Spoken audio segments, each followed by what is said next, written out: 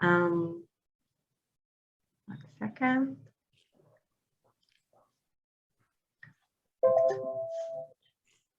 So, hello everyone. Thank you for joining us. My name is Hilla Drecheler, and I'm very happy to be here.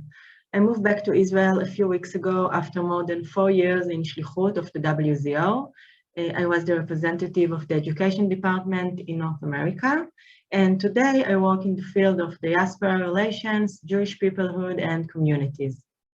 I'll be moderating this breakout session on the role of emerging communities. And during the session, each speaker will have 6 minutes, and it will be 6 minutes, to present their best ideas and practices on how to address the potential and role of emerging communities and how they can help deal with the phenomena of Israel and Jewish erasure in the progressive discourse. After that, we will have a short Q&A, and all the sessions are recorded and will be posted on the reutgroup.org, so you'll be able to access all the discussions. Again, thank you for joining us. Please write any comments and thoughts you have during the session in the chat box. All the input will be gathered by the Reut team and compiled into the seminar summary. At the end of the session, you are more than welcome to return to the lobby and enter to the final panel. And now let's meet our speakers. Tal Shuster, born and raised in Israel, she moved to the States to complete her studies and work in several companies, specializing in the field of human resources and marketing. Tal is an active board member of the Israeli American Council, the IAC, that works with Israelis and Israeli communities all over the US and Canada. Also with us, Izabella Tabarovsky, a senior program associate at the CNAN Institute Wilson Center and a contributing writer at Tablet Magazine. She is a 2022 research fellow at the Institute for the Study of Global Anti-Semitism and Policy. Her research focuses on Soviet anti-Zionism and contemporary left anti-Semitism, Soviet Jewry, Holocaust in the USSR, Stalin's repressions, and politics of historical memory. With us, Roman Shmulenson is the executive director of the COJECO, the Central Hub for Russian-speaking Jewish Community of New York and New Jersey. Also with us, Lindsey Newman. Lindsey has over a decade of experience working to advance racial justice in the Jewish community and currently serves as the Director of Community Engagement for Lashon. She is co-author of Not Free to Exist, an open letter published in June 2020, which challenges the Jewish community to reimagine its commitment to racial justice. And last but not least, Daid Suissa is the publisher and editor-in-chief of the Los Angeles Jewish Journal, the largest Jewish weekly in the country. Thank you all for being here with us. And so let's start our discussion. I would love to hear from you regarding this comment. Most American Jews do not actively participate in Jewish mainstream politics and activities. In recent years, several emerging communities are developing their own institutions and structures and demand a seat around the table. The identity of those communities is unique, as well as their attitudes towards Israel. These groups include Israeli Americans, the ultra-orthodox, Sephardic Jews, Russian Jews, and Jews of colors. All of them are influenced in a unique way by the Jewish Israel erasure stemming from the progressive discourse. So I would like to ask you to share with us the central trends within your community and what role do you think emerging communities have in addressing this issue? Tal, we'll start with you. Hi, thank you, Hilla. Nice to meet you. My name is Tal Shuster. I'm on the board of the IAC, New York, New Jersey, and the National Board. So you mentioned that, yes, most Jews, American Jews are not involved. The Israelis are even less involved. it's a matter of time. It takes time when you come here till you adjust. Sometimes it's a matter of language. Sometimes it's a matter of culture. In Israel, you take it for granted that you are Israeli and you are Jewish, and you don't really need to work hard for it. You have a great community. Once you come here, it takes time to understand that first you need to be involved in communities in order to build your community. If you're not going to pay, or you're not the membership, or you're not going to be involved in it, you're just not going to create a community around you. The process takes time. We are Israelis. And again, I represent. I'm an Israeli who is here for 22 years, and many of my friends are in the same kind of position. We're here. We have so much love to Israel. We let our kids grow here, and not really being connected to any specific organization under the assumption that they will go and love Israel the same as we do. But in reality, it's not really happening. The fact that I am taking my kids to Israel every summer to spend the time, I'm here and I'm teaching them Hebrew at home and they will answer in English, it's just not enough.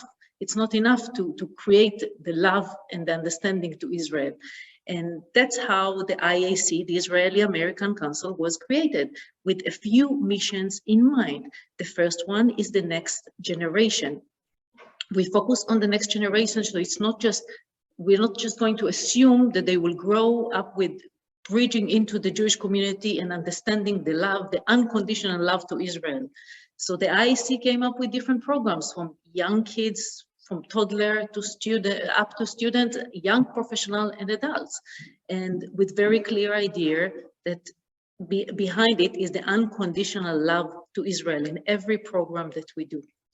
The IAC is focusing on the next generation and helping families to adjust to this culture, from being an Israeli into being part of the American society.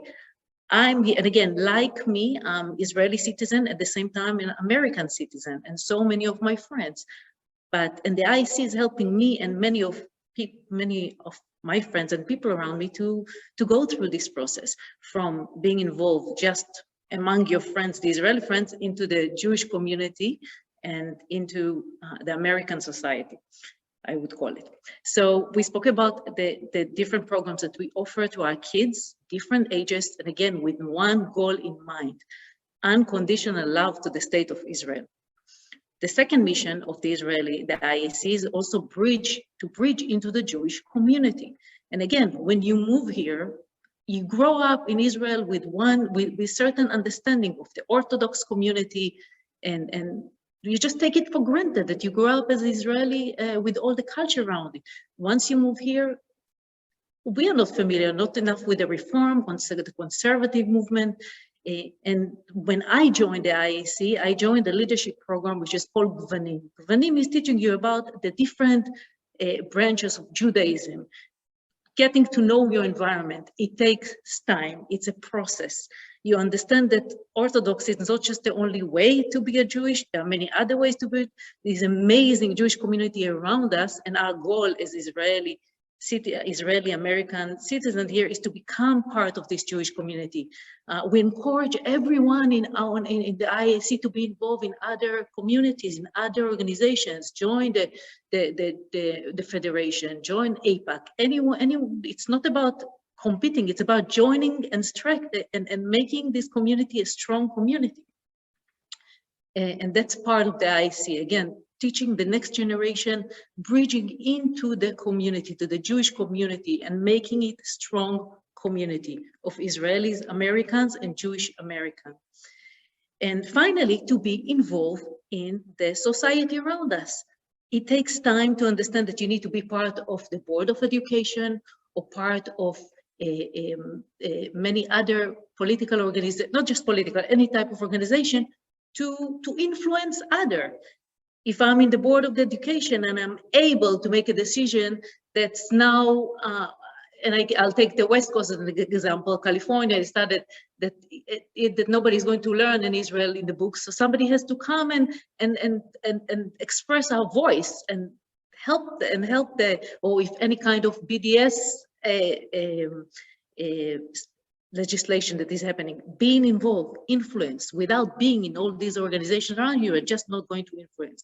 And that's our goal of the IEC. Again, the IEC is for people like me, like many of my friends, that are Israeli citizens, but at the same time, also American citizens.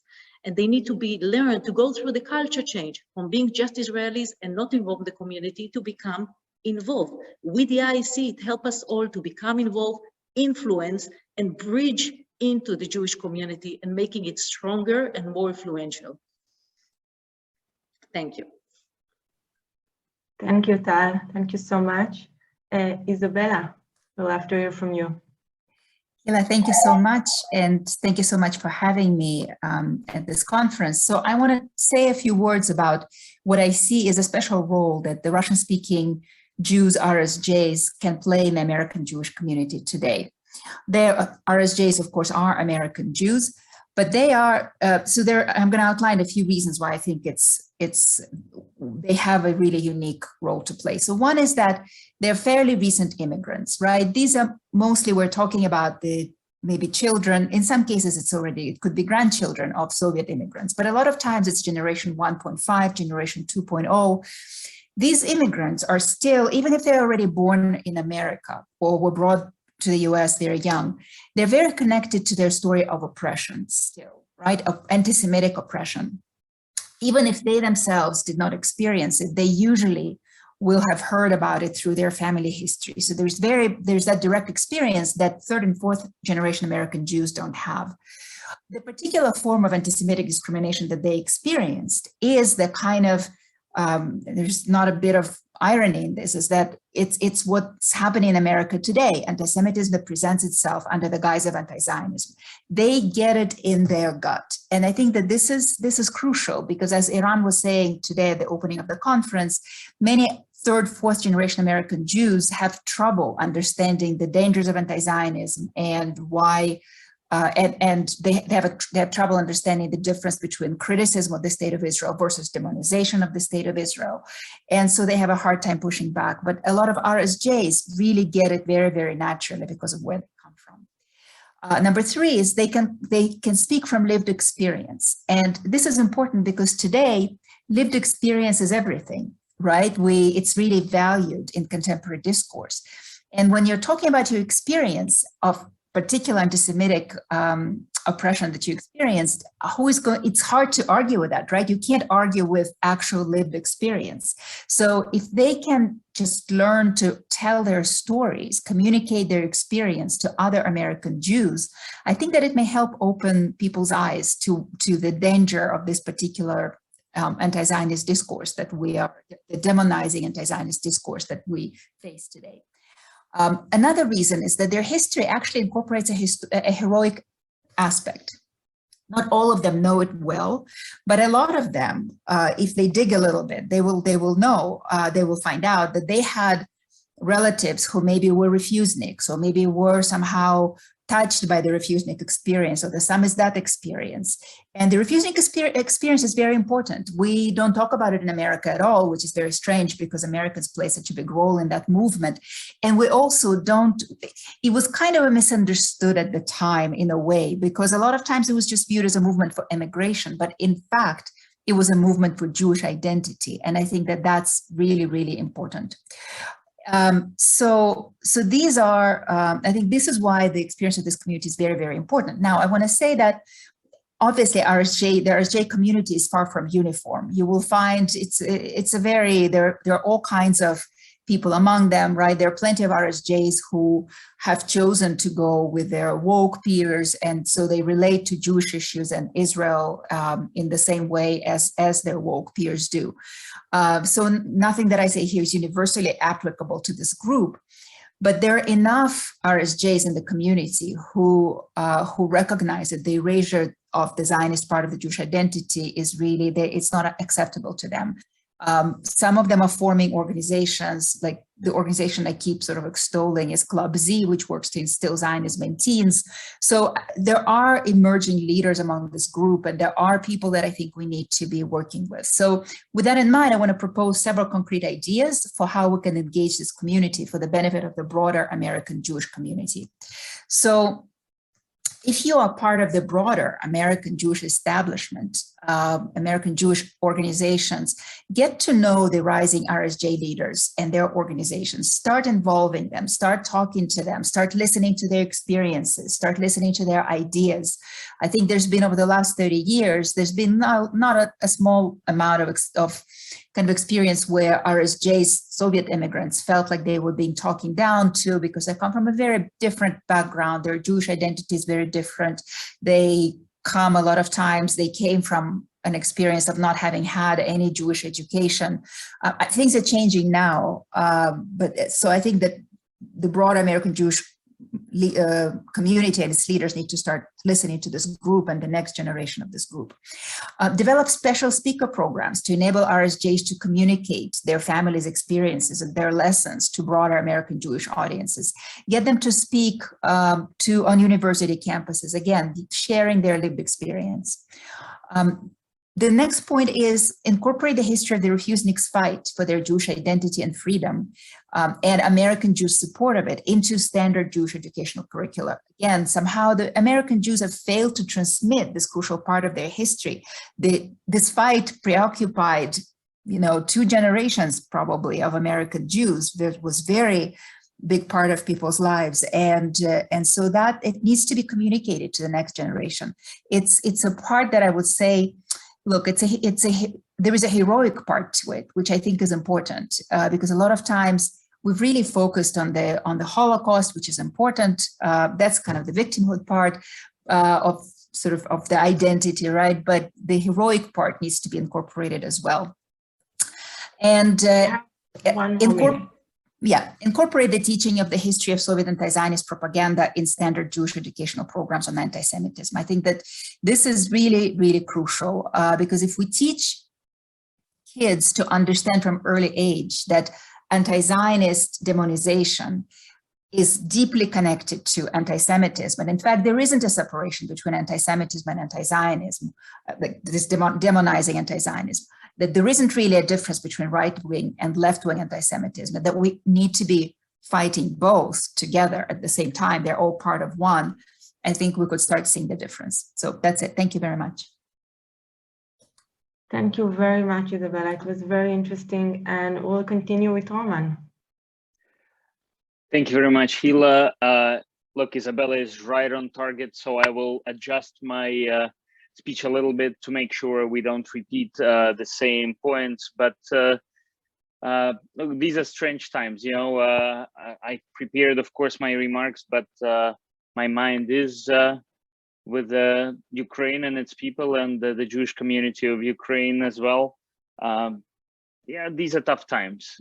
Even though America is our home and Israel is our spiritual homeland, seeing those images of your childhood cities and towns being bombed is quite something. So I apologize if I go off script and venture out. But yeah, I will try to connect it to what we are talking today. So every Russian-speaking Jewish family has somebody who either survived or perished in the Holocaust. Every Russian-speaking Jewish family has somebody who fought against the Nazis in World War II, right? A veteran, a Jewish veteran who fought the Nazis. And just like Izabella is talking about life experiences, this is exactly what we are talking about. When we see rampant anti-Zionism, we have life experience and our antennas go up and we say, aha, we've seen this movie before. We know exactly what is happening. So if we as a larger Jewish community can take that experience and can listen to Russian-speaking Jews who have seen this movie before and learn from them, that would be amazing. So in 2001, COJECO was created. Let me give you just a couple of minutes on how it was created. So there are about 750,000 Russian-speaking Jews in the United States, about 250,000 in metropolitan New York area. Very hard to verify those numbers, but let's say they are correct. We are talking about every 4th or 5th Jewish person in New York City living in the Russian-speaking Jewish household. That's huge. And people came over the last 30, 40 years to escape state and street anti-Semitism and live a life of dignity and freedom. Yet that meant different things to different people, right? For a variety of reasons, we remain on the outskirts, on the fringes of the organized Jewish community. Our community is certainly missing at the decision-making table. American community, Jewish community, I have to give it a lot of credit, has done tremendous job resettling us. Everybody got a job, nobody's going hungry, everybody speaks English. Yet when it comes to a successful integration into American Jewish community and into dialogue about Israel, we are not there. The recent Pew study showed that most American Jews, are not necessarily identifying Jewishly religiously, right? And they're saying, well, look, this is more of our ethnicity and culture. And Russian-speaking Jews are saying, well, hello, we've been telling you this for 30 years, that you misunderstand and are leaving out an important part of Jewish identity that can be key to bringing up the next generation of Russian-speaking Jews, of American Jews. So clearly there are lessons learned. I love the points that Izabella suggested as action items, so I will not go into that.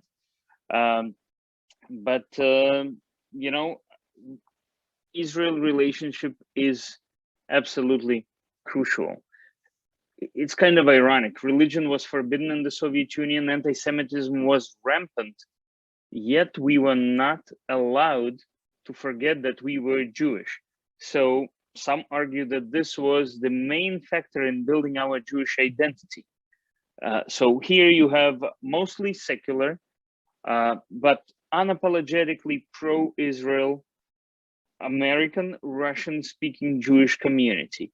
And if we can not just resettle this community and make sure everybody has a job and speaks English and does not go hungry, but if we listen to that community, that will work. The COJECO was founded in 2001 as an umbrella of various groups, theater groups, youth groups, Bulgarian Jews, Georgian Jews, Kafkazi Jews, professional associations. All of them were knocking on the doors of mainstream Jewish organizations, claiming to be the true voice of the Russian-speaking Jewish community, and frankly bickering between themselves. And in 2001, both within the Russian-speaking Jewish community and on the American Jewish side, there came a realization that in order to be listened to and respected and taken seriously, we have to speak with one voice. And that's how COJECO was created. So the role was to make sure these very diverse and very different groups would speak with one voice on the most important issues, including Israel. And while initially their role was to support these organizations and to coordinate their efforts, today COJECO also works with something that we call Generation 1.5, right? So I was speaking with my daughter about the conflict, and she says, well, are we Russian or are we Ukrainian? And all of a sudden I have to explain to my American-born daughter that we're neither Russian nor Ukrainian. And while we emphasize with innocent people who are facing very difficult challenges, we have to make sure the Jewish identity is strong. So COJECO funds social, educational, cultural programs. And while our mission was to integrate Russian-speaking Jews into the mainstream Jewish community, today we say integrate while preserving the unique Jewish identity. And we are happy to partner with all the communities, the Jews of color, the Israeli-American Jewish community, everyone who is serious about building a strong coalition. We welcome cooperation, we welcome dialogue, and we are here for you. Thank you. Thank you, Roman, so much. And I just want to remind all of the participants they are more than welcome to write their questions in the Q&A, and hopefully we'll have a few minutes later to answer those questions. Lindsey, we'll continue with you. Thank you. It's a pleasure to be here in conversation with my distinguished colleagues. So in my role as Director of Community Engagement at Lashon, our work is really centered in this idea that the Jewish community is inherently diverse.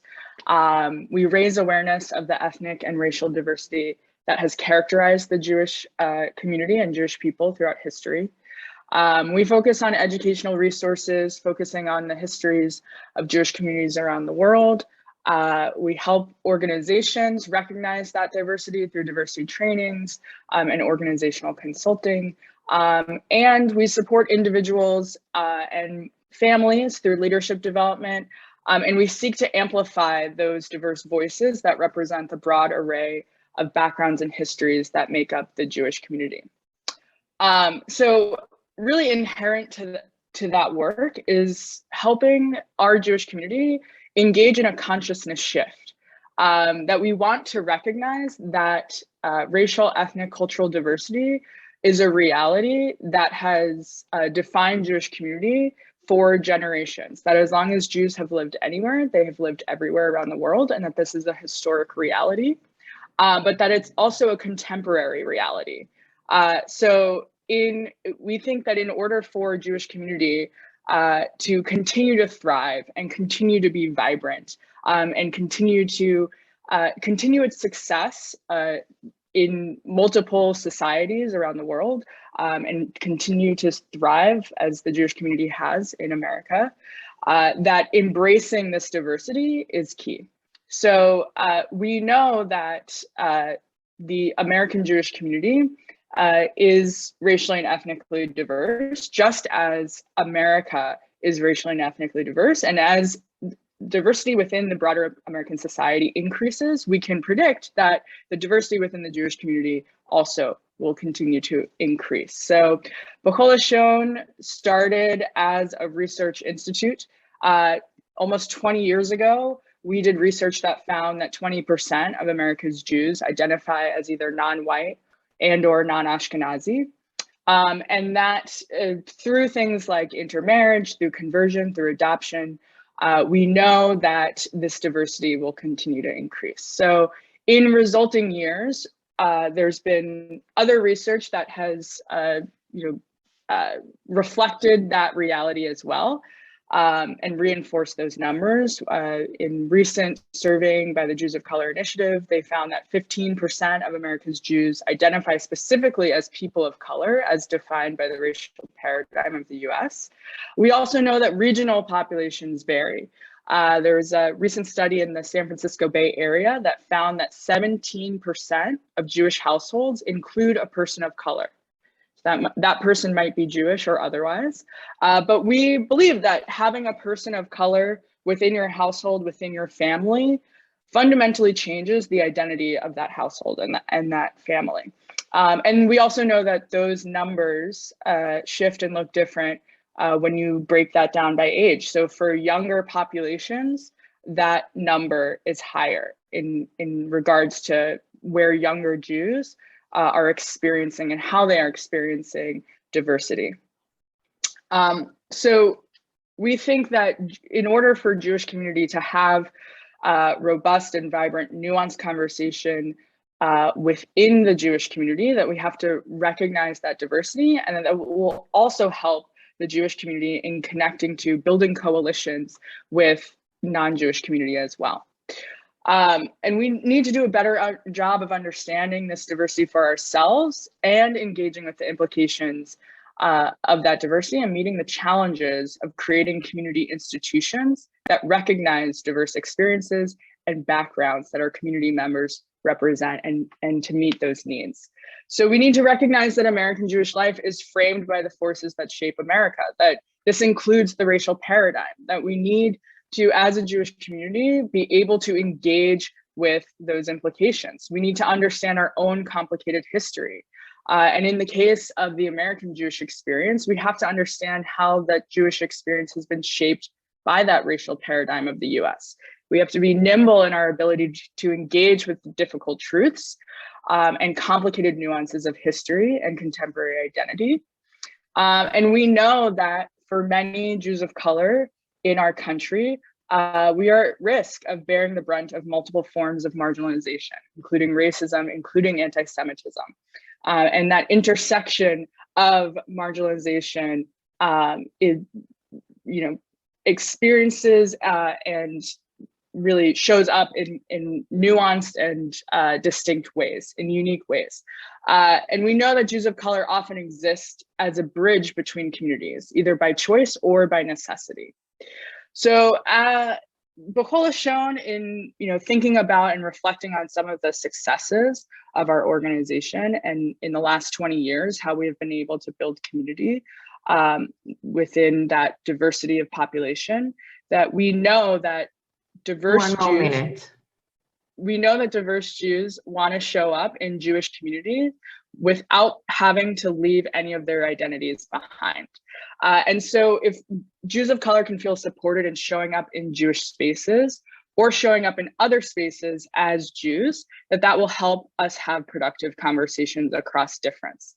So we know that we need more research about this population. We need to understand the pain points, the interests, the priorities of this population. We know that, just as is true in the Russian-speaking Jewish community, among racially and ethnically diverse Jews, there's a broad array of political opinions, a broad array of experiences. We also know that we need to invest in Jews of color to meet their needs as defined by Jews of color. And that will help to build the leadership of Jews of color who then are experiencing and going out in multiple communities. They're not just staying in the Jewish community. And we need to base this on deep relationship building. So recognizing that when we invite new voices to the table, that we might sometimes need to build a whole new table, that we need to recognize that when there are new people in the room and in those decision-making tables, that the conversation changes, and that we need to have the skills to talk across those differences and address those challenges with nuanced conversation. Lindsey, thank you so much. So there it is. So important, all those connections and voices inside the Jewish community and outside, and I'm sure we're gonna talk about it. Well, I hope we'll have time to talk about it a little bit more later. Now I want to hear from Daid Suissa. Thank you so much for being here with us.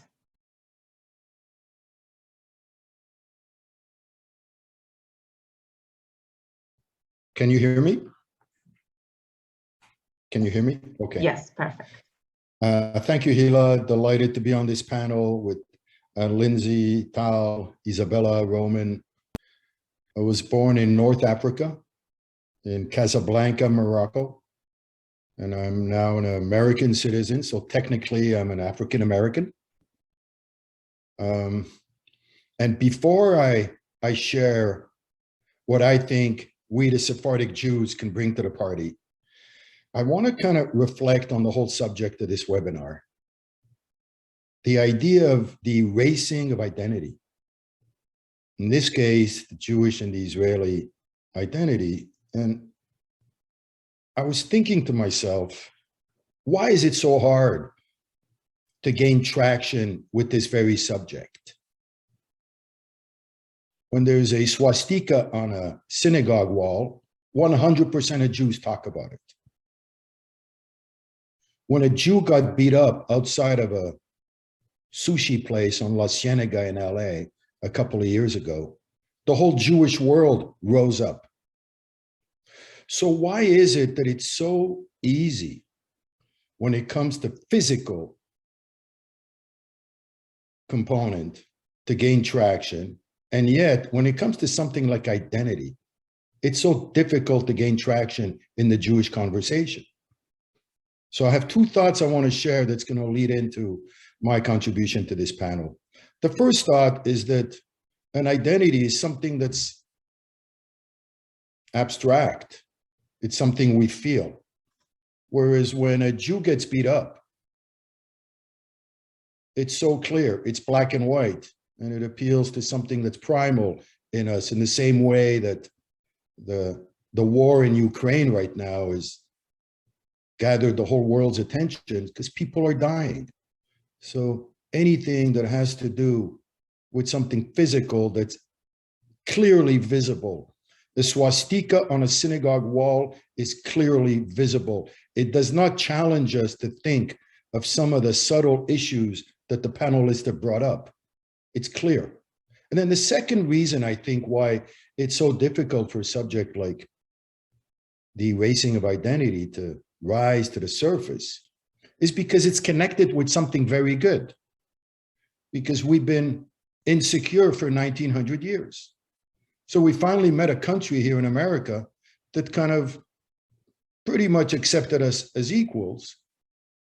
And with all of the challenges and with all of the anti-Semitism, it's still been a great country for the Jews, to the point where it was a great thing to become American. So in a way, the erasing of identity, which is a negative, is also connected to a positive, because it also means that we're part of this great nation. The difference is that in the beginning, we used to have a hyphen. I'm a Jewish American. As the generations went on, that hyphen got lost. So I'm now kind of an American. And in my case, I'm a Sephardic Jew. So I have a couple of hyphens. I have a hyphen for Jewish, I have a hyphen for Sephardic, and I have a hyphen for American. And I have to tell you, one of the most defining parts of my life was when we moved to Montreal, Canada, and I became friends with Ashkenazi Jews. And I discovered for the first time this thing called the Holocaust. I never knew the Holocaust existed. And as the years and the decades went on, I came to realize more and more the extent of the trauma of this singular, darkest moment in Jewish history that lingers to this day and will linger forever. And I also realized that because I wasn't raised with this knowledge of the Holocaust, I was raised in Casablanca. The Judaism that I was raised with was what I call the Judaism of the sun. It wasn't the Judaism of winter. It wasn't the Judaism of trauma. When I spoke recently at an event in Beverly Hills where the King of Morocco sent a delegation, and there was his sister there and a whole delegation of Arab Jews from Morocco who were coming to express this longtime kinship that they've had with the Jews, one of the things I said to them was, thank you. Because you gave me the Judaism of the sun. A Judaism of optimism, a Judaism of joy, and a Judaism of culture. When people ask me about what's my ideology in the Jewish Journal, right?